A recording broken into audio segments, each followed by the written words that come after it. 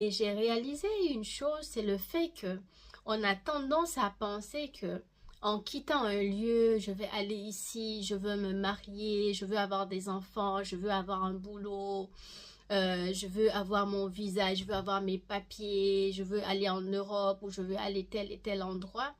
On pense en fait que cela nous permet de nous sauver. On pense que cela va nous sortir de notre souffrance et que cela va changer complètement notre vie. Mais ce qui est vraiment une ignorance, je pense. Pourquoi? Parce que en fait, le problème ne se situe pas dans l'endroit, le problème ne se situe pas avec les gens, le problème ne se situe pas en fait avec le manque que nous avons. Le problème, c'est nous. Nous sommes le problème.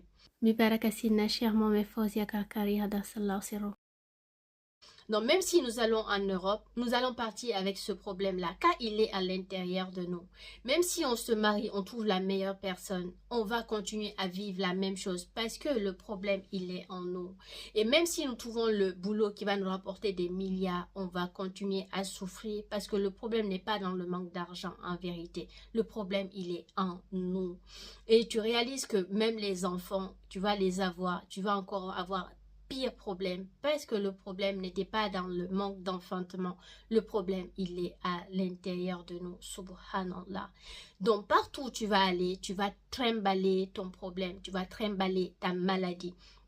Et c'est ça qui va faire que tu vas vivre les mêmes situations avec toutes les situations qui vont changer dans ta vie. Subhanallah.